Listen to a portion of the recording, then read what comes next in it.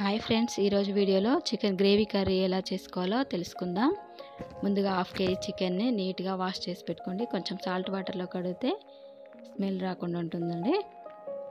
కడిగి పెట్టుకున్న చికెన్లో 2 స్పూన్ల కారం, 1 స్పూన్ పసుపు, 1 స్పూన్ సాల్ట్, 1 స్పూన్ ధనియా powder, half teaspoon garam masala వేసి ముక్కలకంతా పట్టించండి.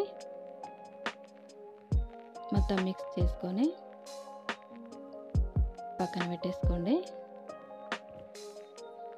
ఇప్పుడు ఒక పాన్ తీసుకొని ఒక 3 స్పూన్స్ ఆయిల్, 1 కప్పు ఉల్లిపాయ ముక్కలు, ఒక 4 పచ్చిమిర్చి ముక్కలు వేసుకొని ఫ్రై చేసుకోండి. కాసేపు ఫ్రై అయిన తర్వాత ఒక హాఫ్ కప్పు మెంతి, కొంచెం కొత్తిమీర వేసి మళ్ళీ కాసేపు ఫ్రై కానివ్వండి. తర్వాత 1 స్పూన్ అల్లం వెల్లుల్లి పేస్ట్,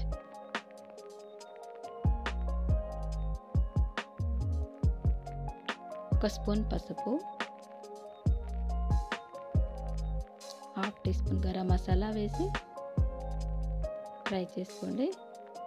ఆ ముక్కలన్నీ వేసి చికెన్ ముక్కలు వేసి మొత్తం కలుపుకోండి.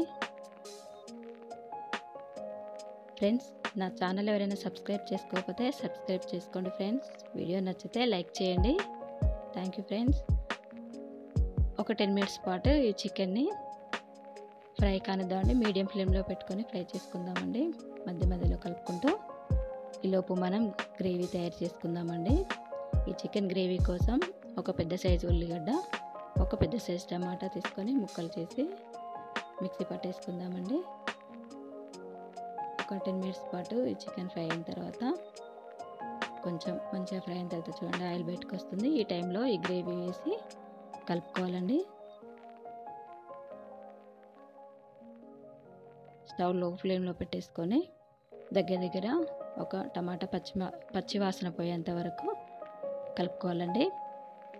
తర్వాత ఒక గ్లాసున్నర వాటర్ పోసుకొని అంతా మిక్స్ చేసేసుకొని మూత పెట్టేసుకొని ఒక 20 మినిట్స్ పాటు చికెన్ని మీడియం ఫ్లేమ్లో ఉడకనివ్వాలండి. తర్వాత కొత్తిమీర వేసి గార్నిష్ చేసుకోవడమే అండి.